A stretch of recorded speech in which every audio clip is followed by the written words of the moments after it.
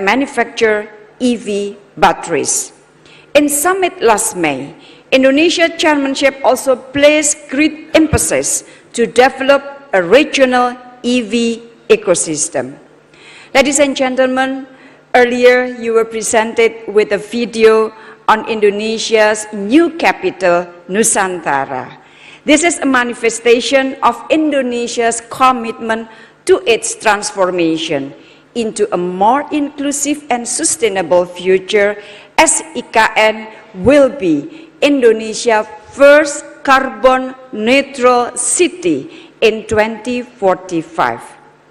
The fate of our promising future rests in our hands. Our joint action today will matter much tomorrow to fulfill our long-term vision, ASEAN 2045 vision. And by working together, can we achieve a more inclusive, robust, and resilient region? I would like to remind once again that the core of our work is we the people. And you can also observe from the lyrics of ASEAN anthem, among others mentioned, for peace, our goal from the very start, and prosperity to last. So, with this, I now wish formally open ASEAN Mayors Forum and meeting of the governors and mayors of the capitals of ASEAN once again open. And thank you and have a productive discussion. Thank you very much, Ibu Retno Marsudi. Kindly stay on the stage, Ibu. Just kindly move a little bit forward in front of the podium as we'll continue with the opening of MGMAC and AMF 2023. And to join Ibu Retno Marsudi, the Minister of Foreign Affairs of the Republic of Indonesia, will now invite the following governors and officials to please join us here. Mr. Heru Budi Hartono, Acting Governor of Jakarta Special Capital Region of Indonesia. Also His Excellency Kau Kim Hoon, Secretary General of ASEAN. Kindly also join us on the stage. Mr. Atsat Pangtong Sifandon, Governor of Vientiane, Lao PDR. And Dr. Bernadia Chandradewi, Secretary General of UCLG Asia Pacific. And Mr. Dakila Carlo Ekua, Governor of Quirino Province, the Philippines. And ladies and gentlemen, the official opening ceremonial marked by striking the rebana. It is a musical instrument, very traditional to Indonesian and found as well in the Betawi culture, which is the indigenous culture of Jakarta. And rebanas are now being distributed to the officials on the stage.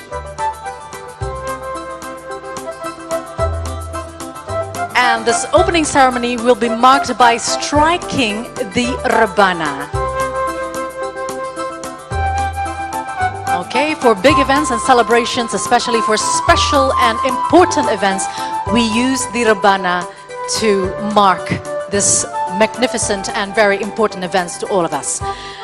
All right, ladies and gentlemen, are you ready with your rebana? Okay, be ready to strike it. Under my lead, 3, 2, 1.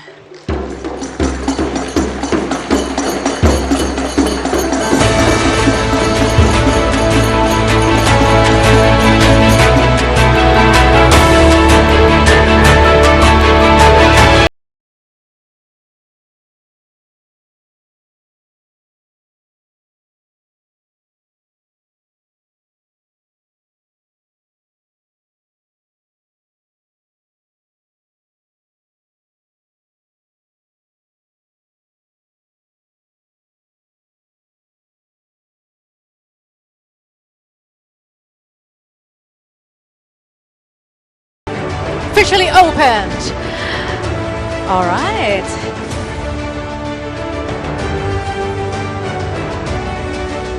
Thank you very much. Thank you very much, ladies and gentlemen.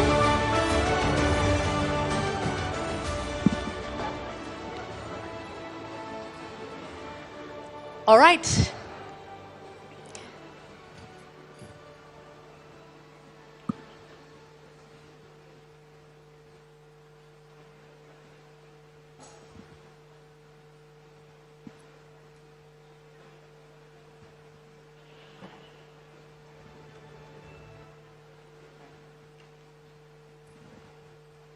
Ladies and gentlemen, we will now present the panel session or panel special session with the topic of ASEAN Matters Epicentrum of Growth. And plenary session will be conducted and moderated with moderators and speakers representing cities, organizations for local authorities, and the ASEAN itself. Now, the discussion focuses on the theme of Indonesia's ASEAN chairmanship, ASEAN Matters, Epicentrum of Growth.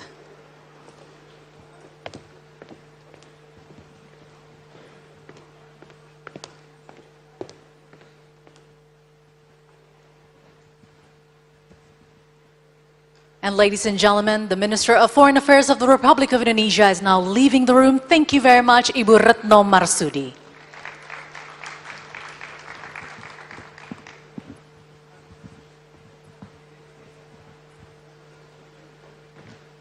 And for the panel special session, the theme comprises of two aspects. The first aspect, ASEAN Matters, focuses on ASEAN as an effective, responsive, and transformative organization which is relevant and is able to address current and future challenges, both for long-term and short-term. And more importantly, ASEAN must be beneficial to the people in the region and the world amidst the rapid changes brought by various recent developments. Now, the second aspect, the epicentrum of growth, focuses on the importance of strengthening resilience and connectivity as a foundation for survival, particularly in the fields of food security, energy security, financial stability, global connectivity, and health services. Now, in line with the objectives of the 2023 Indonesian ASEAN Chairmanship, cities and urban areas play key roles in contributing to the development of Southeast Asia as a global epicenter of growth and prosperity. Now, ladies and gentlemen, according to the study of the United Nations, there are 68% of the world's population that will live in cities by 2050. Now, the cities have always been the centers of economic activity, drivers of growth, and advocates of prosperity and productivity. Now, however, city dwellers are exposed to high levels of air pollution, resulting in a considerable number of premature deaths each year.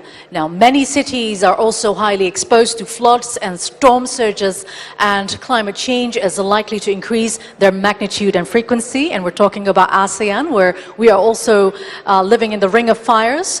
As a result, the material damage and the lost life in cities due to floods and storms will worsen if no actions are taken. Key challenges for cities in the next decades will be how to reduce air pollution, limit exposure to natural hazards, and transition to a low-carbon economy.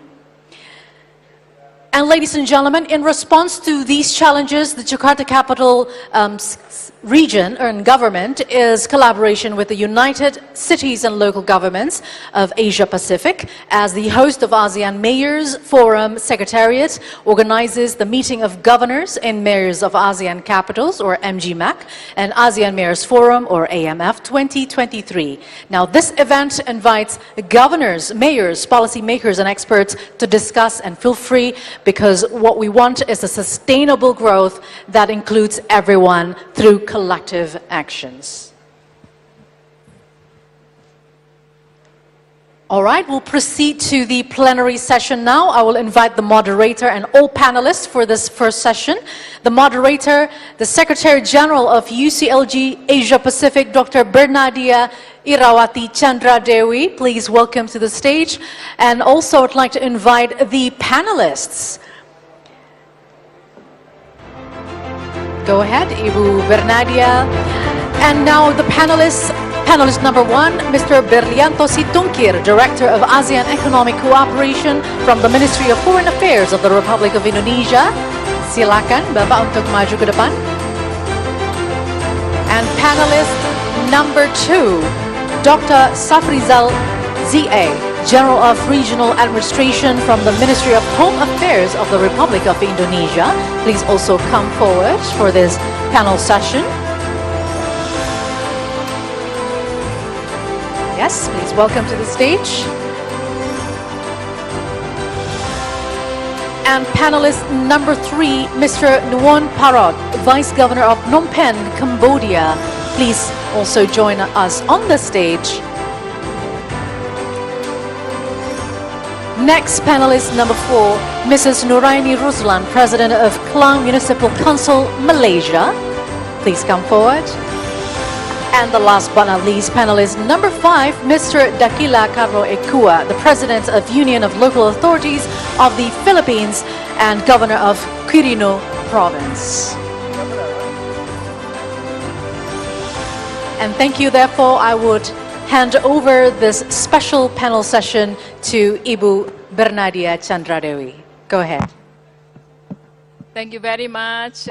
Very good morning. Assalamualaikum warahmatullahi wabarakatuh. And very pleased to have here and join this plenary session. I really hope that you enjoyed the opening session that went very, very well. And all distinguished governors, mayors, and all representatives from ASEAN countries and also ASEAN++.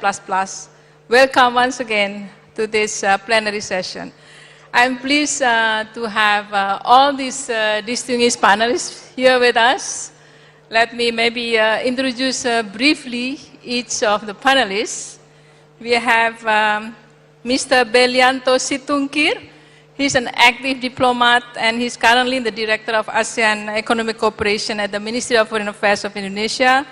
He holds the position since January 2020, and he graduated from postgraduate degree in International Relations and Affairs from the University of Indonesia. Welcome. I also like to welcome Dr. Safrisal. I happen to know him quite long time. Actually, his daughter did internship in our office. So welcome, Dr. Safrisal. He holds the position as the Director General of Regional Administration at the Ministry of Home Affairs of the Republic of Indonesia. He graduated with a doctorate degree in Government Studies at APDN Institute. Prior to serving as the Director General at the Ministry of Home Affairs, he also held the position of Acting Governor of South Kalimantan Province. I think it's good to hear from you also, when you run as a Governor of South Kalimantan, how you applied what you learned at the Ministry in the real world. Yeah? Thank you. Welcome. I also like to welcome Mr. Non Porat. He's a Deputy Director of Phnom Penh, who is also new generation, young, and he's only 42 years old. And I also like to thank Phnom Penh for successful deliberation of the MGMAC and AMF 2022 in Phnom Penh. Thank you, Deputy Governor Non Parat. I also like to welcome the only lady in the panelists today is Mayor Klang. Actually, Klang is the largest port in Malaysia. And Mayor Nuraini Ruslan has been the mayor for more than 5 years, actually. She is urban planner. So welcome once again to this panel session. Last but not least, let me also welcome one of the youngest governors in the Philippines, and Mayor Dakila Carlo Ekua. And he's also the president of the Union of Local Authorities of the Philippines, ULAP, and Governor of Quirino Province. Welcome, Governor, to these panels. Let me highlight what all the speeches said today. ASEAN is the epicenter of growth. And we understand the importance of collaboration, partnerships, and we are pleased also to have representatives from central government, from Ministry of Foreign Affairs, Ministry of Home Affairs, and also of local governments here. And I think I also like to highlight this is also what Minister Retno mentioned, the importance of people. How can we create a people-centered development with the emerging challenges that we are facing here? Despite all the challenges, we see also cities have the opportunities and also solutions and innovations. Let me go to the first questions to Mr. Belinto Sitongkir. I once again to congratulate the government of Indonesia for a successful conduct of this ASEAN Summit in May in Labuan Bajo. And I think you pick up the important theme here, which is the ASEAN Matters, epicenter of growth. So maybe you could elaborate a little more, what do you mean by this epicenter of growth? And what the objectives of Indonesian chairmanships that will last until end of this year? You have a floor. Thank you, Ibu Moderator. I will try to respond to your concern briefly. That's true, Bu. Our chairmanship this year, we carried out the theme of the ASEAN Matters, epicentrum of growth. So this theme, of course, we try to address or to respond to the current situation, Ibu, global challenges in the midst of the global geopolitical tension, geo-economic tension also, Ibu. Then we describe our theme, the ASEAN Matters Epicenter of Growth, into three main pillars.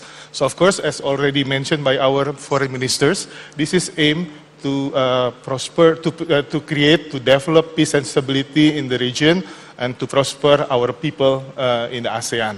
So the main pillar, the first pillar is ASEAN Matters. This is to signify that ASEAN remain important and relevant to the region. Second, the importance to maintain unity so that ASEAN can continue to play its vital role in developing or in keeping the peace and stability in the region. And then, of course, the importance to see the future, Ibu, especially 20 years ahead. So our target is to increase the ASEAN capacity in 2045. And then, of course, the institutionalization of human rights dialogue.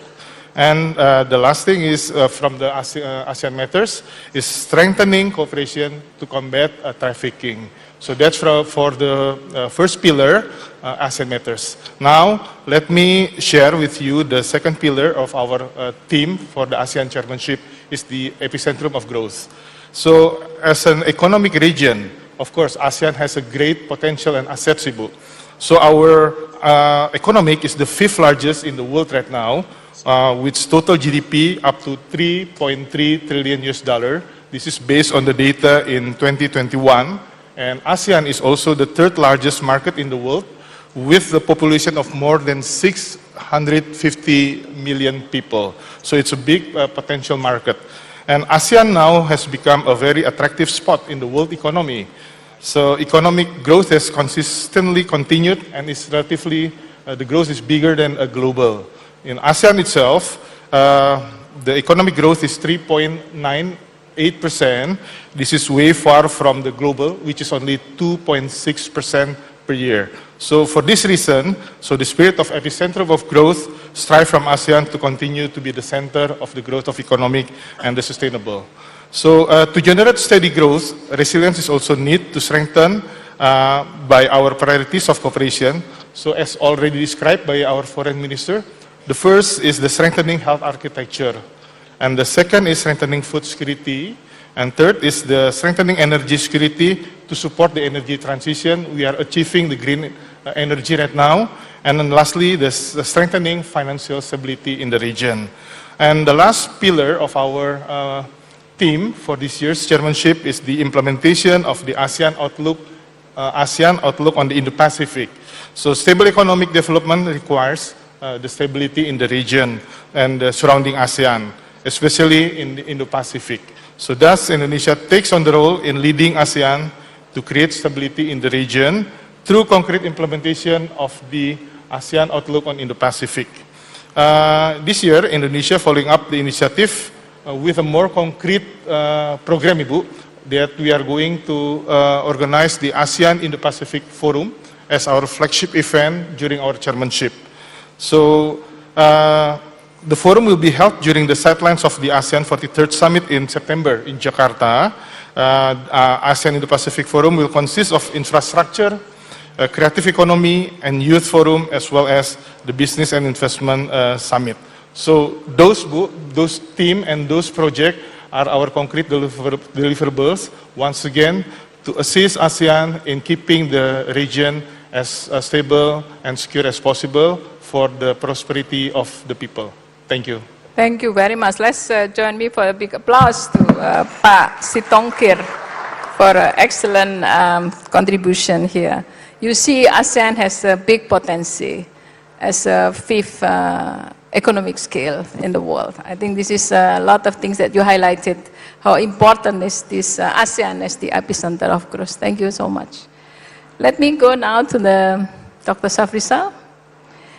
You were the governor as well, and you are back to the role in the Ministry of Home Affairs. You have seen the challenges that cities have been facing. Despite this, a lot of uncertainty that we are also having right now. But we also have to believe that we have a bright future. So considering the potentials and challenges of this faced by cities and local governments, what do you think of the significance of cities and local governments in supporting ASEAN? I think we all clear that local governments are the closest body to the community, and we have the ASEAN vision of building ASEAN community as one. So could you maybe elaborate more how local governments can play a role here? Please. Yeah, thank you, Bu Bernadia. Long time not see you, yeah? Yeah. In line with ASEAN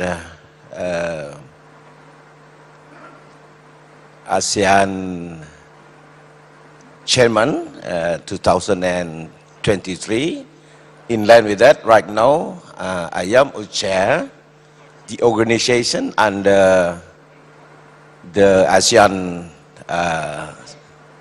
chairmanship named ASEAN, ASEAN Smart City Network.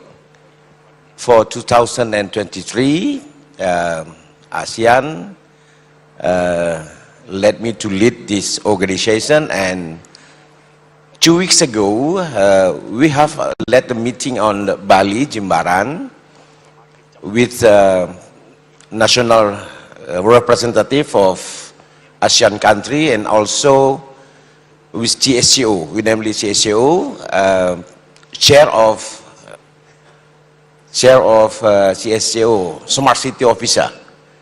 There are 26 local government joined to ASEAN membership to face the challenge of city problem, because right now the urbanization is one problem that facing all city in ASEAN. Right now, the population of city of ASEAN, I think not only the city, the country of ASEAN, more than half live in the cities. And we predicted we have another 90 million people move to urban by 2030. This is a challenge because the rapid urbanization creates a challenge such as congestion, strained infrastructure, pollution, lack of affordable housing, and socio-economic inequality that we're facing right now by city. Furthermore, the fulfillment of basic urban services such as housing, drinking water, sanitation, and also public transportation are necessary. So, in other hand, nowadays the phenomenon of technology affect all aspects of human life. So, the progressive development of technology increase sharply year by year to keep up the human need for technology. We endorse, we support the government, and also the local government should have a strategy to face that challenge. many governments around the world are racing to infuse and involve assisting the Internet of Things in every aspect of city operation. Yeah, that is used by government to face up the major challenge in city or urban area management. And also government are making cities as smarter than before by using technology, using data. Right now we know the big data in services. The